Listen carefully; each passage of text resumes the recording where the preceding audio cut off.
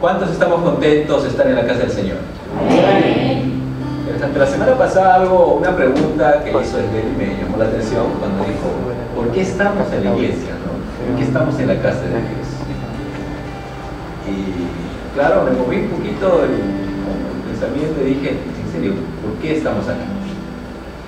No sé cuál haya sido el propósito de por qué estás aquí, pero la Biblia dice que es incomparable estar en la casa del Señor estando en armonía con los hermanos, ¿no? Es impresionante, es incomparable, no hay otro lugar donde podamos estar unidos, gozosos, que la casa del Señor, porque aquí estamos con un solo propósito. Bueno, hay dos propósitos básicamente que la Escritura enseña. La primera razón de nuestra reunión en este lugar es exaltar el nombre de Cristo, la primera razón. La segunda razón es mantenernos unidos, y a través de esa unión nosotros fortalecemos nuestra fe. Amén. En un lugar donde no se comparte la Escritura, donde no se habla de fe, no se habla de la Biblia, no se habla de Jesús, es un poco difícil. Muchos de nosotros vivimos en esta situación a diario, de lunes a viernes, en el trabajo, en los estudios, pero sin embargo nosotros encontramos la fortaleza en este lugar porque compartimos la misma fe, hablamos el mismo lenguaje que es la Escritura. Amén. Bien, en esta noche se ha llamado como el culto de evangelismo, y uno del tema que me habían asignado es ¿por qué Cristo es el único camino? Amén. ¿Por qué Jesús es el único camino? Entonces quisiéramos responder un poco esas preguntas, ya que como jóvenes cada día afrontamos conflictos como esa. Muchos nos preguntan, oye, ¿por qué eres cristiano? ¿Por qué los cristianos usan falda? Algunos dicen, ¿por qué los cristianos simplemente leen mucho la Biblia? ¿Por qué los cristianos hablan solamente de Jesús? ¿O por qué para ustedes el único camino es Cristo? ¿Y cómo respondemos a esas cuestiones? ¿Cómo? Y quisiéramos en esta noche un poco nutrirnos, alimentarnos de la palabra del Señor para responder frente a estas situaciones que cada día nos aquejan y creo cada día están creciendo estas cuestiones. Amén. Y ayer justo una señorita me preguntaba, ¿y por qué los cristianos? No, me hacía la pregunta, ¿por qué en la Biblia aparece que debemos amar a Dios con todo nuestro corazón? ¿Por qué? Porque para mí el corazón es un órgano vital, anatómico funcional, que requiere el cuerpo. ¿Cómo? ¿Por qué la Biblia utiliza ese idioma, esa palabra para amar a Dios? Entonces, frente a esas situaciones, ¿cómo le explicamos? Voy a hacer un poquito participativo la clase, el culto, y quisiéramos, el culto, y quisiera un poco conocer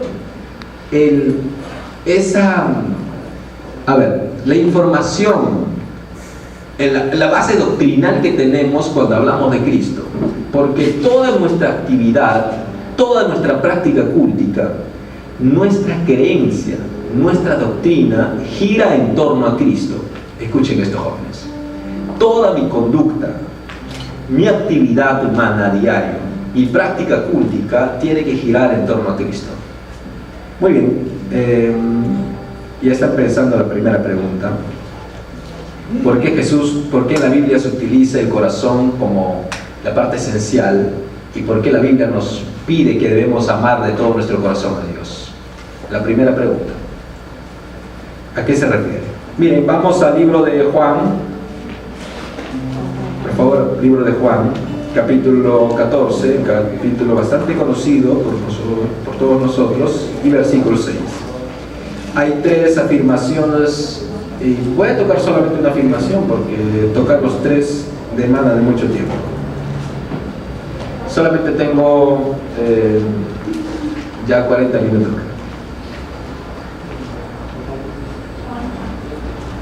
Juan capítulo 14, versículo 6. Muy bien, oramos, pero antes de iniciar nuestro aprendizaje en esta noche, vamos a orar un momento al Señor. Sí, sentado, por favor. el camino, la verdad y la vida. Nadie viene al Padre si no es por mí. Eso es una afirmación única de Jesús.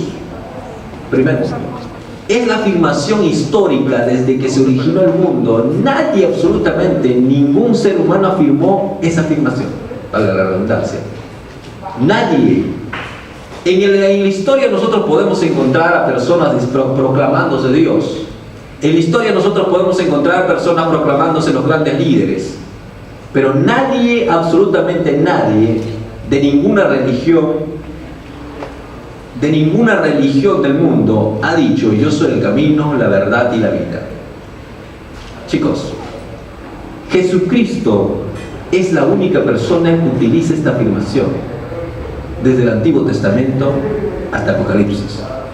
La única persona que utiliza esta afirmación en todas las religiones del mundo. Podemos leer las lecturas, las religiones, por ejemplo, las más conocidas. El islamismo dice que Dios, Alá, es el único Dios y su profeta es Mahoma.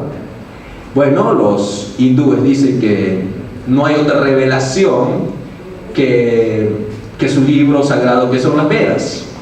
No hay otra más revelación. Los budistas dicen que Siddhartha Gautama es la única persona por la cual nosotros podemos ser salvos. Escuchen, pero su personaje, su señor, su líder nunca utilizó estas palabras. Cualquier religioso del mundo podría sorprenderse, y se sorprenden muchos de los religiosos, los grandes estudiosos se sorprenden cuando leen este versículo. Pero Jesucristo, ¿en qué contexto habla de este versículo? ¿En qué contexto? Cuando ustedes, chicos, lean la Biblia, siempre es importante considerar en qué contexto se está hablando. ¿En qué contexto?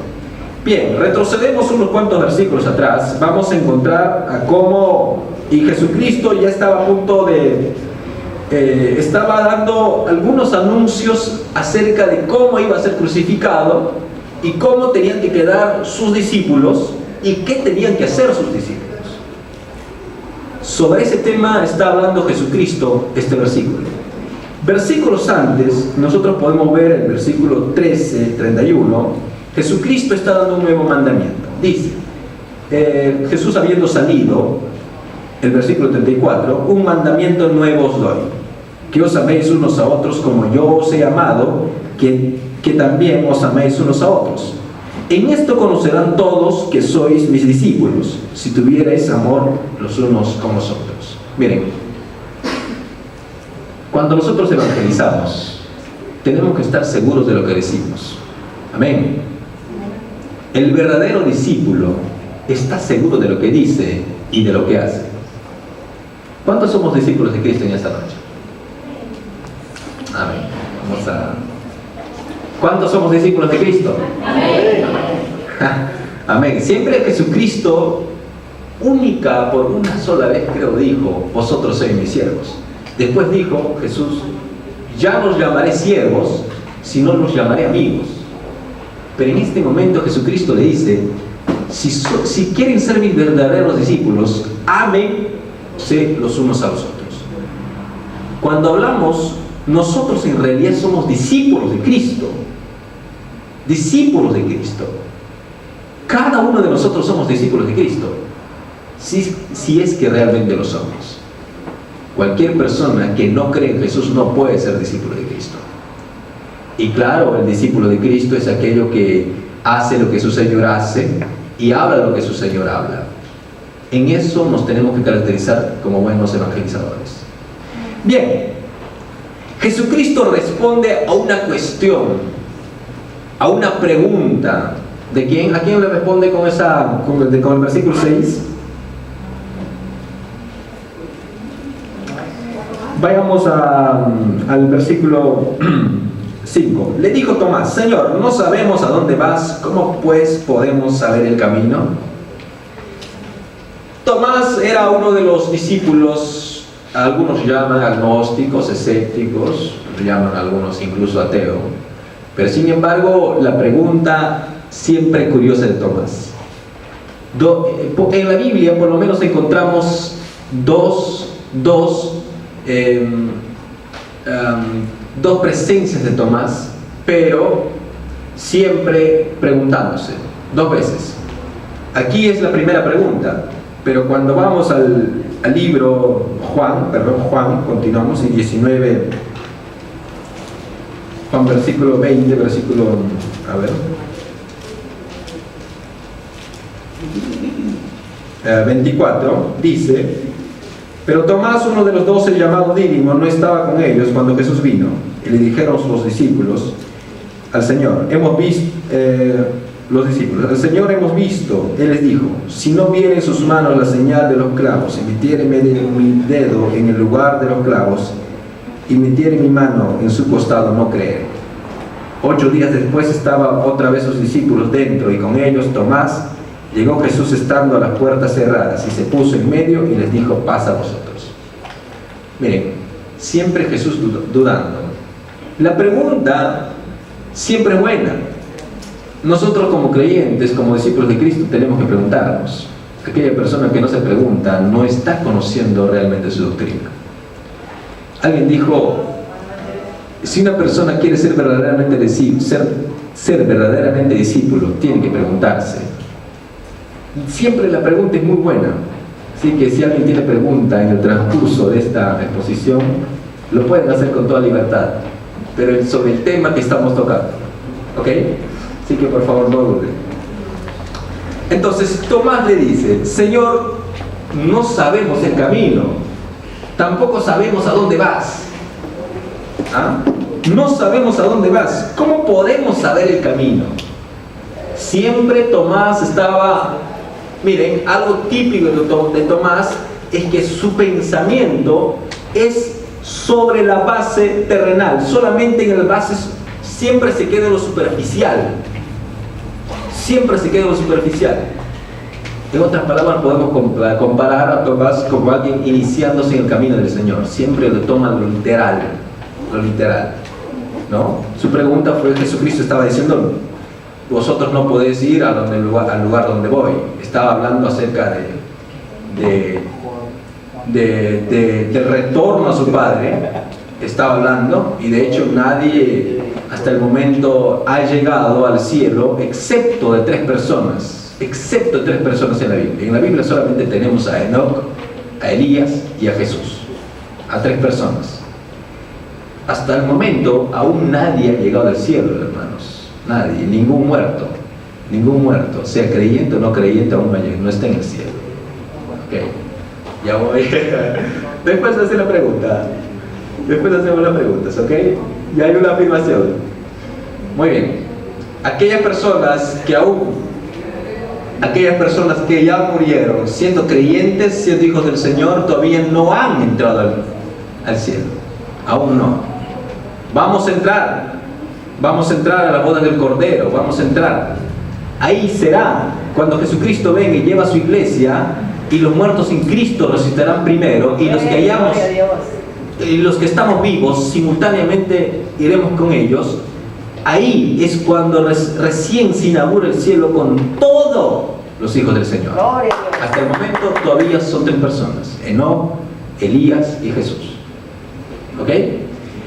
Bien, entonces Tomás hace la pregunta: Señor, ¿cómo podemos saber el camino? Tomás había considerado a Jesús como un líder normal, terrenal. Había considerado un líder más. Nunca había considerado como un Dios. Nunca había considerado como un dador de la vida. Eso era Tomás. Nunca había considerado. Miren, hay muchas personas que consideran a Jesús en el mundo como buen líder. Por ejemplo, Mahatma Gandhi dijo que Jesucristo fue un gran moralista, un gran maestro de la moral, y por supuesto que lo fue. Pero sin embargo, muchas personas consideran a Jesús como simplemente líder de un pueblo, líder moralista, líder político, líder sociológico, nada más. Tomás estaba en ese nivel. Tomás estaba en ese nivel de conceptualizar, de concebir a Cristo solamente un mero humano. Jesucristo le dice: yo soy el camino. Amén, gloria a Dios. Vamos a concentrarnos en esa palabra. Yo soy el camino. ¿Camino a dónde? ¿Camino de qué? ¿Camino para qué? El mundo nos ofrece muchos caminos. Había una antigua frase, y de hecho eso era real, que todos los caminos conducían a Roma. Por supuesto, en el Imperio Romano, en el siglo I, el Imperio Romano tenía todo el poderío, el apogeo, toda Europa y parte de Asia y África. Roma tenía los grandes caminos, los acueductos y todo el avance arquitectónico que tenía. Entonces todos los caminos conducían. Y había un camino que la Biblia habla, el camino de la Ignacia, ¿no? La Ignacia.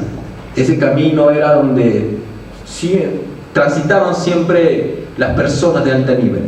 Los reyes, los emperadores, los militares, ellos conducían por ese camino. Entonces, Jesucristo estaba haciendo una contraposición en ese camino, el camino que el judío, que todos los griegos, los romanos conocían ese camino. Él está diciendo, yo soy el camino, señores. Y recuerden que para el tiempo de Jesús había también filosofías, pensamientos, al igual como ahora.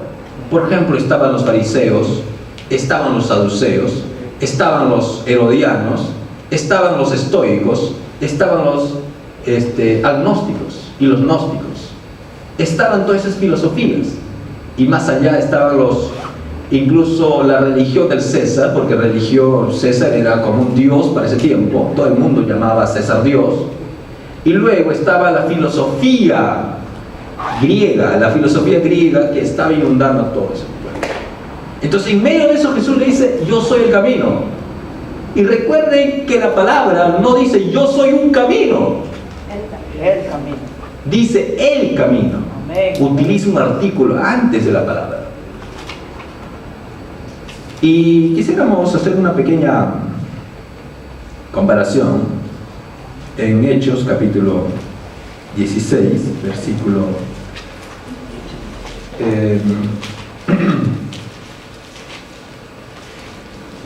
17, Hechos 16, 17.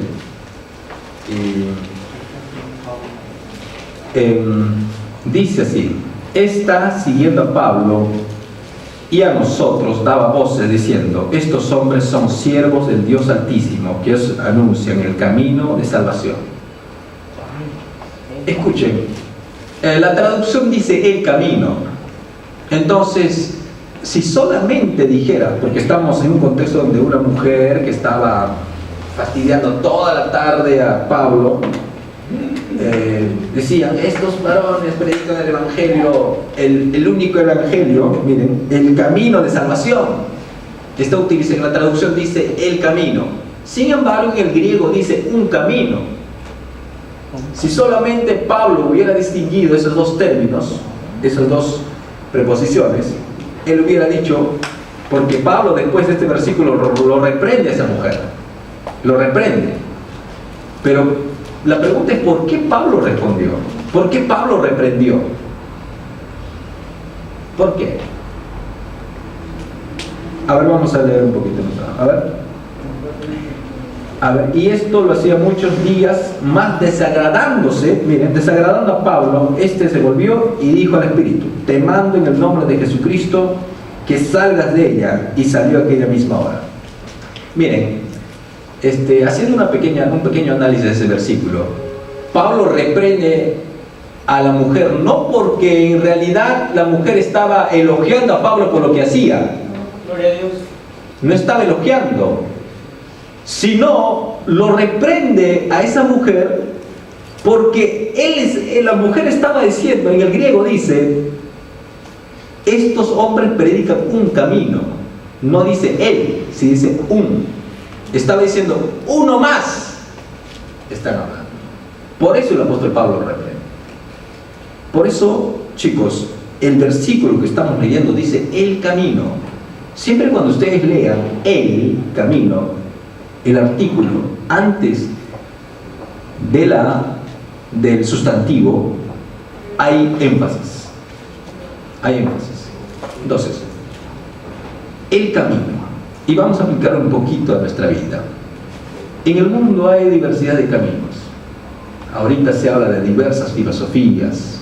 Cada uno de nosotros estudiamos en un centro universitario. Compartimos con personajes, con personalidades que tienen una idea errónea, una idea muy prematura acerca de la salvación. Y a veces en ese afán de buscar el camino, y todo el mundo en realidad habla del futuro. Todo el mundo está preocupado: ¿a dónde voy? ¿De dónde vengo? ¿A quién soy? ¿A dónde voy? Y justamente Jesús está respondiendo a esa pregunta: ¿a dónde voy? Y ahora el mundo está diciendo: miren, señores, la vida está en Marte.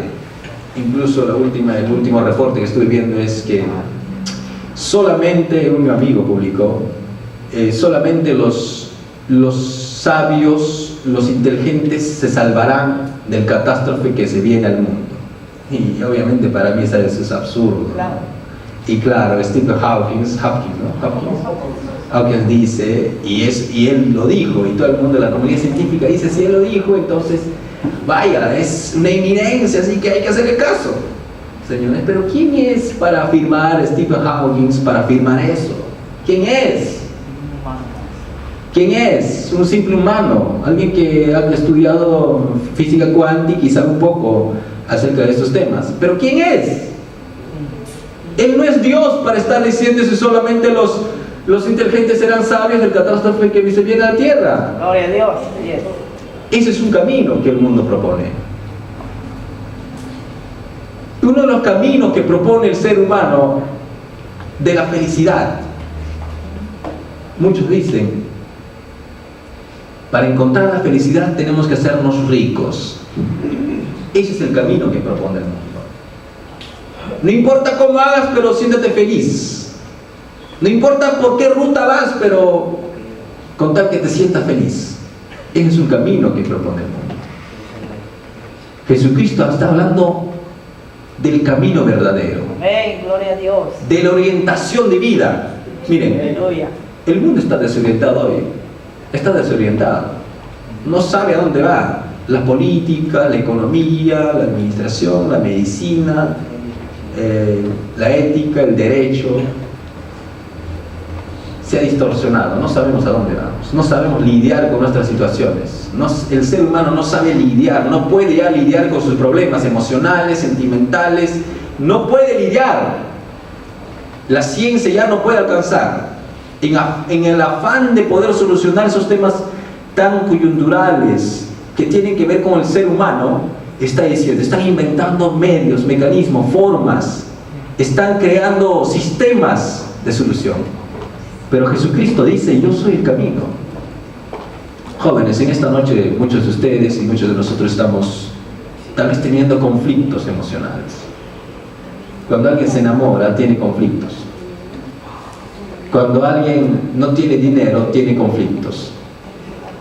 Cuando alguien no tiene trabajo, tiene conflictos. Pero Jesucristo dice: yo soy el camino. El camino. Jesucristo dice: el camino, sentido de orientación. Está diciendo: yo soy el sentido de orientación. Por mí pueden ustedes caminar. En mí pueden encontrar el camino. En mí pueden orientarse bien. Eso es lo que está diciendo Jesús. Eso es lo que está diciendo. Yo soy la ruta. Yo soy. Jesucristo, y por supuesto que el término que se utiliza ahí es ego en mí. Yo soy. Ego en mí. Yo soy. Así nomás Jesucristo no utiliza ese término yo soy. Solamente Jesucristo habla en dos ocasiones principales: yo soy, y todo el mundo se cae para atrás. Y luego en este versículo yo soy, y cuando él habla de las 7 veces yo soy la puerta, yo soy el pan de vida, yo soy el camino, yo soy la vida, solamente 7 10 veces utiliza Jesucristo esa palabra yo soy en los 4 evangelios. Entonces, es algo importante que Jesucristo diga yo soy el camino. Está respondiendo a la pregunta de Tomás. La segunda pregunta que le hacen, que le da a Tomás, y la verdad. Y la verdad. La palabra y la verdad no es una, no, esa palabra y la no está separando, sino más bien es una relación entre ahí. Se llama la conjunción ilativa. Es una relación que hay íntima entre el camino y la verdad. ¿Qué es la verdad? Eso fue la pregunta que le hizo. ¿Quién le hizo a Jesús? No. ¿Quién le dijo qué es la verdad? ¿Quién le hizo esa pregunta? ¿Qué es la verdad? Fue Pilato, ¿no? Pilato le pregunta, ¿y qué es la verdad? Hasta ahorita no me he respondido por qué le pregunté esa pregunta. ¿Por qué? Preguntó y luego se fue. Algo curioso en la historia de la Biblia. A ver, vamos a leer ya. En Mateo.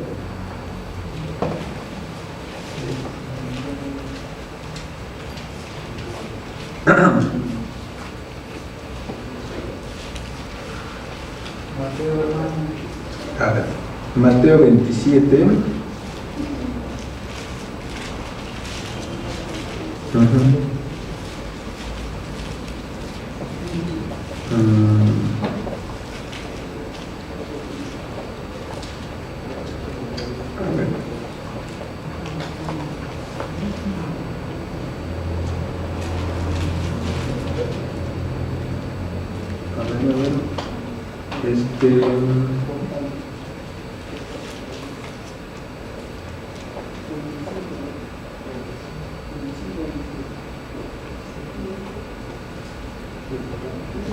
¿Dónde está? No encuentro.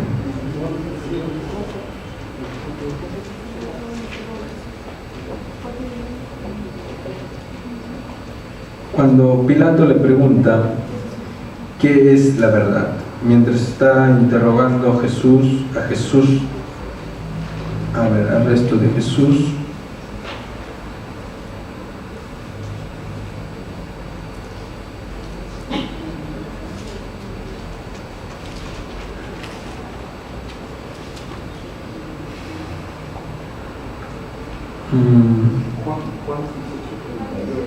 Juan, ¿no? Perdón, me equivoqué. Juan 18. Sí, tiene razón. Juan 18, 38. No, está bien. Entonces, a Jesús, 37 dice, le dijo entonces Pilato, luego, ¿eres tú? Respondió Jesús, tú dices que yo soy rey. Yo para esto he nacido y para esto he venido al mundo, para dar testimonio a la verdad. Escuchen, para dar testimonio a la verdad. Todo aquel que es de verdad, de la verdad, oye mi voz. Y le dijo Pilato, ¿qué es la verdad? Cuando hubo dicho esto, salió otra vez a los judíos y les dijo, yo no hallo en él ningún delito. ¿Qué es la verdad? ¿Qué es la verdad? Siempre esa pregunta, ¿no? ¿Qué es la verdad? No es un concepto filosófico la verdad. No es un concepto literario, no es un concepto lingüístico la verdad. Jesucristo nos está hablando en este versículo que estamos leyendo, es la verdad personificada. Esa verdad que todo el mundo antiguo, del Antiguo Testamento, quería ver, estaba encarnándose en Jesús. Esa verdad. Pero esa verdad de Jesús tiene implicancias más allá de lo literal. Jesucristo era un hombre verdaderamente moral. Jesucristo era verdaderamente humilde. Jesucristo era verdaderamente siervo. Jesucristo fue verdaderamente Dios. Jesucristo fue verdaderamente hombre. Jesucristo fue verdaderamente puro. Eso es lo que quiere afirmar.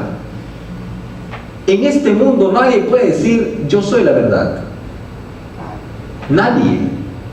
La única afirmación que Jesucristo habla es, la única persona que habla es Jesús. Gloria a Dios. Hemos dicho que el camino era sentido de orientación. Cuando habla de la verdad, Jesucristo está hablando del sentido moral, de la referencia moral para el hombre.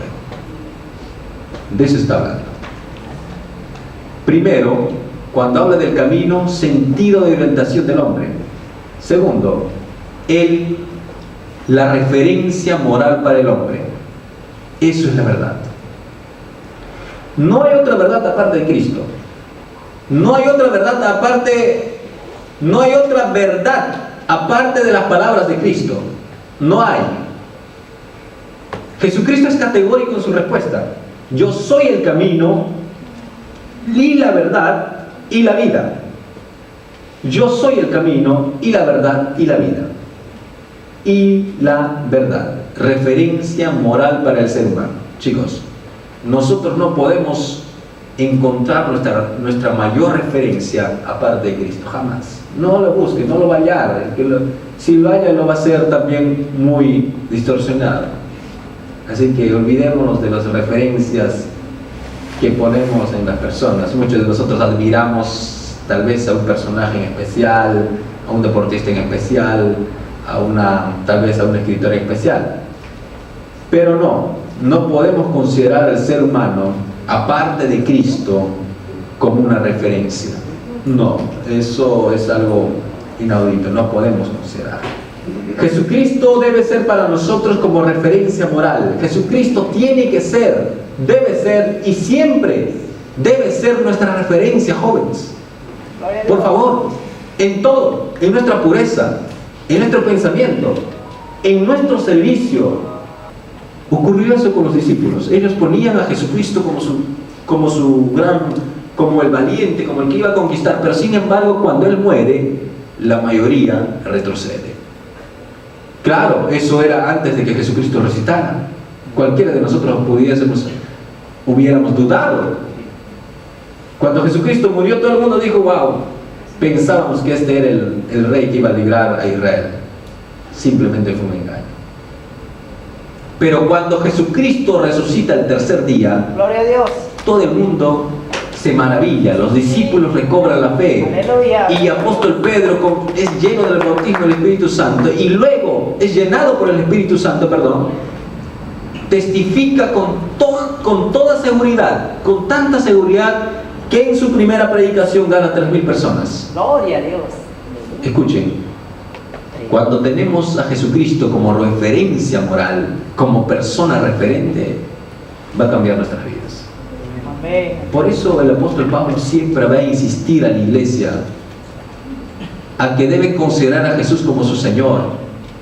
Y nosotros somos llamados a esos jóvenes. Mi liderazgo, mi predicación, nuestro servicio en la iglesia, la alabanza que entonamos, lo que proyectamos, la recepción que damos a los hermanos, tiene que tener siempre con ese concepto de que lo estamos haciendo para el Señor. Siempre tiene que tener ese concepto y tenemos que tener de referencia a Cristo para todas nuestras actividades. Sea en el trabajo, en el servicio en la iglesia, en nuestra familia, como hijos. Algunos son padres, madres. También tenemos que considerar a Jesús como una referencia en todo lo que hagamos. En todo lo que hagamos. Hoy todo el mundo aplaude a Messi, todo el mundo aplaude a Ronaldo, todo el mundo aplaude a Hawkins, ¿no? Todo el mundo aplaude a Raggi, perdón. Entonces, vamos a equivocarnos. Va a haber un punto de quiebre. Va a haber un punto de quiebre, entonces vamos a decepcionarnos. Así que chicos, miremos a Cristo. Nuestra referencia moral tiene que ser Cristo. Eso quiere decir yo soy la verdad. Tercer aspecto que Jesucristo da es yo soy la vida. Y la vida. Interesante ese término. Nadie puede haber dicho la vida. Y ustedes saben que en el griego hay dos palabras que que se utiliza para vida, bios, vida natural, humana, y la otra vida es zoe, que es vida eterna dada por Dios. Entonces, en la palabra, Jesucristo utiliza la vida, el zoe. En el griego es zoe, no es bios, vida. Está hablando no una vida terrenal, pero también está hablando Jesucristo de una vida como agrada a Dios. Porque recordemos que nosotros somos llamados a vivir la vida cristiana, la vida de Cristo en la tierra, pero también tenemos una vida eterna, una promesa de vida eterna. Es muy distinto. Nosotros somos llamados a vivir la vida cristiana como manda Jesucristo sobre la tierra, pero también tenemos una promesa de la vida eterna. Jesucristo está juntando esos dos términos, esos dos conceptos en esa palabrita. Yo soy la vida. Y por supuesto, cuando Marta y María perdieron a su hijo, a su hermano Lázaro, y le dice: ¿ustedes creen que Lázaro puede resucitar? Y ellos dicen: sí, Señor, creemos que Jesucristo resucitará en el tiempo postrero. Y Jesucristo le dice: tranquila chicas, yo soy el camino, yo soy la resurrección y la vida. El que cree en mí, aunque esté muerto, vivirá. Jesucristo está diciendo eso: yo soy la vida, aunque esté muerto, pero vivirá. Pero qué tal maravillosa expresión, qué tal maravillosa, chicos. Yo me emociono en realidad, todo lo que pueda hacer en el mundo, lo que podamos lograr y todo lo que hay, los sabios, todo lo que hay en este mundo es efímero, es pasajero, pero nuestra vida, nuestro concepto, chicos, nuestra emoción, todo nuestro sentido de vida tiene que estar cimentado en las palabras de Jesús. Amén, gloria a Dios. Amén. Aleluya. Jóvenes, el placer humano, el placer que ofrece el mundo es pasajero, es temporal. Es pasajero y temporal. Pero el placer que ofrece Cristo es eterna. Gloria a Dios. Aleluya. Y siempre es verdadero. Amén. Yo les animo a que ustedes puedan confiar en el Señor, en esa vida que nos da, que nos ofrece, esa vida. Está hablando de calidad de vida y la vida eterna como promesa. Yo soy la vida en el presente. No está hablando yo seré la vida, está diciendo yo soy la vida. Es una afirmación contundente: yo soy la vida. Entonces, jóvenes, tenemos a un Cristo que nos da orientación de vida, que nos da sentido de orientación. Yo soy el camino. Segundo, cuando Él dice yo soy la verdad, nos está dando el sentido de la referencia moral. El tercero, cuando Él dice yo soy la vida, nos está dando seguridad de vida, nos está dando esperanza, nos está dando vida, esperanza. Es lo que todo el mundo necesita. Ahora el mundo dice: wow, para mí todo se derrumbó. Cuando el matrimonio se termina, cuando el amor se acaba, cuando el enamorado o la enamorada se va, todo el mundo se derrumba. Pero pongamos nuestra esperanza en el Señor. Amén, gloria a Dios. Es el momento de poner nuestra esperanza en estas palabras de Cristo. Amén. Chicos, el entender eso le motivó a Pablo. Miren, vamos a Romanos capítulo 1, 16.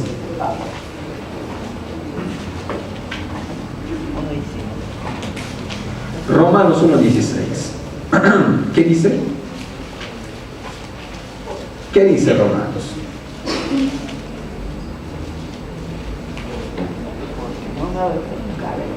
No me avergüenzo del Evangelio, porque es poder de Dios para salvación a todo aquel que cree, al judío primeramente y también al griego. Miren, lo comprendió perfectamente el apóstol Pablo, esa afirmación de Cristo. Y él está diciendo, no me avergüenzo para nada del Evangelio, porque es para salvación del judío primeramente y luego para el griego. Gloria a Dios. Chicos, nosotros nos avergonzamos de Cristo, a veces nos avergonzamos de Cristo, de proclamar a Cristo, predicar, salgamos a la calle a predicar, pero no sé predicar al pastor. ¿Qué voy a hablar? Cuando tú tienes claro esa idea, ese versículo, yo soy el camino, la verdad y la vida, siempre vas a hablar. Eso es un buen indicio. Claro, si alguien no quiere predicar el Evangelio, duda, teme, tiene miedo, es porque justamente aún no ha afirmado su fe en Cristo. Y hasta me atrevo a decir que aún no ha conocido a Jesús. Sí, el apóstol Pablo lo conoció perfectamente.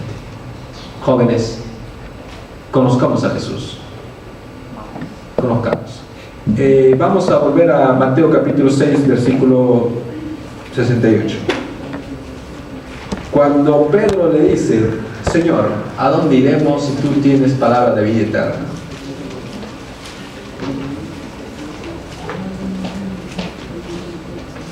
En 68, no dice 68. ¿Qué pasó?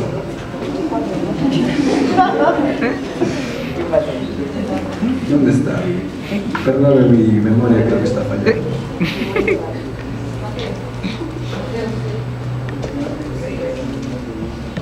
¿Alguien me puede ayudar, por favor? Cuando Pedro le dice, Señor, ¿a dónde iremos si tú tienes palabra de vida eterna?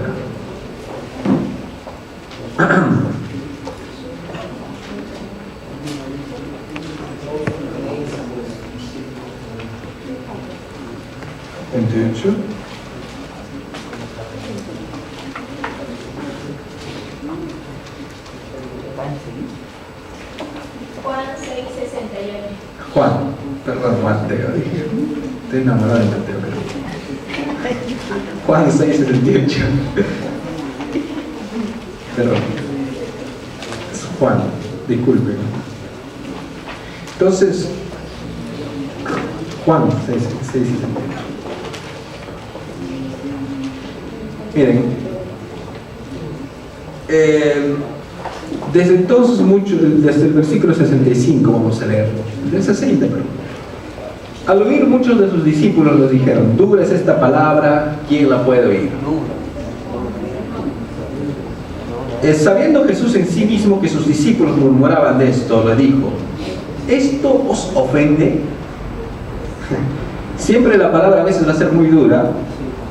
Yo le estoy dando solamente un calmoncito, pero a veces la palabra del Señor va a ser dura, como la espada, va a cortar, cuando va a tocar con el pecado que a veces llevamos. Dios tiene que confrontarnos, nunca se arrepienta. Usted acepte la corrección del Señor. Pues, ¿qué? Si vieres al Hijo del Hombre subir a donde estaba primero, el Espíritu es el que da la vida, la carne para nada aprovecha. Las palabras que yo os he hablado son espíritu y son vida. Pero hay algunos de vosotros que no creen, porque Jesús sabía desde el principio quiénes eran los que no creían y quién la había de entregar. Y Jesús dijo, por esto os he dicho que ninguno puede venir a mí si no le fuera dado del Padre.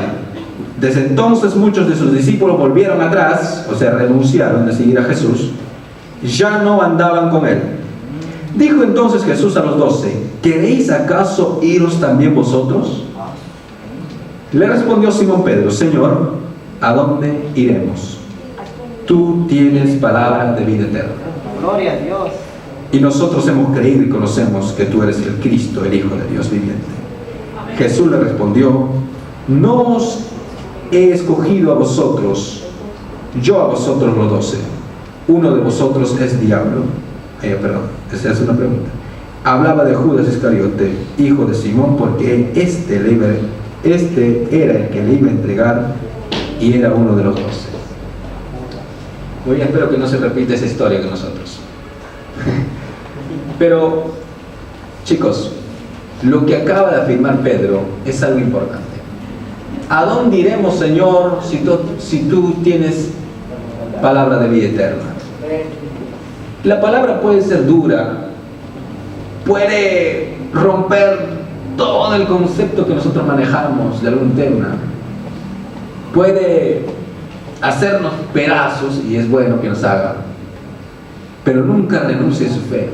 Amén, gloria a Dios. Cuando usted se siente desafiado con alguien que se cree mejor que tú y le quiere humillar, alguien le quiere, no sé, con sus filosofías lo quiere despedazar en la universidad, alguien le quiere despreciar por tener a Jesús como tu Señor, tal vez alguien te quiere ofender o te ofende, porque va a llegar todavía tiempos más difíciles que esta que nosotros estamos viviendo, porque la Biblia dice que seremos encarcelados, seremos llevados a la cárcel, seremos maltratados, despreciados, incluso apedreados. Amén, gloria a Dios. Y eso nos espera. En ese momento, usted nunca renuncie a su fe. Amén, gloria a Dios. Porque sabemos en quién hemos creído. Sabemos a quién servimos. Amén. Y sabemos quién es el que nos llamó. Amén. Amén. Ustedes tienen que tener claro eso, jóvenes. Y cuando usted predique el Evangelio, esté seguro de quién está hablando. Amén. Tienes que manifestar a Cristo en tu vida. Todos nosotros tenemos que manifestar a Cristo en nuestra vida. No digo de palabras, sino en nuestras actitudes diarias. Cuando hay que confrontarnos con alguien, hablemos de la palabra. Cuando alguien se quiere superior en la palabra, nosotros utilicemos la Biblia como nuestra defensa, como nuestra espada. Amén. Amén. Yo les animo, jóvenes, a que ustedes sean jóvenes, verdaderamente discípulos de Cristo. Todos tenemos que ser discípulos de Cristo. Amén. Este grupo que está presente en este lugar tiene que perdurar sin retroceder atrás.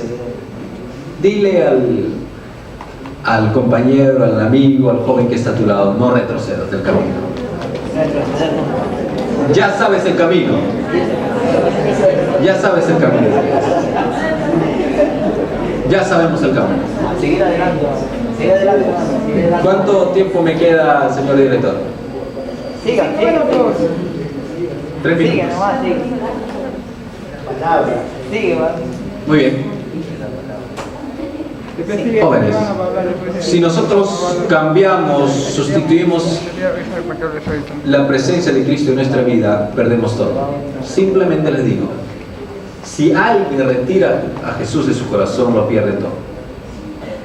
Así que nunca piense retirar a Jesús. Tampoco busque sustituir con alguien la posición de Cristo en su vida. Jesucristo tiene que ser nuestro Señor todos los días. Gloria a Dios. Cuando yo quiero cometer algún acto, debo pensar en Cristo. Si Jesucristo hizo esto o haría esto como yo lo estoy haciendo, lo quiero hacer. Nuestra referencia moral es Cristo. El que da sentido, orientación a nuestra vida es Cristo como camino. El que nos da esperanza de vida es Cristo. 3 puntos. Gloria a Dios. Sentido de dirección, orientación, referencia moral y esperanza de vida es Cristo.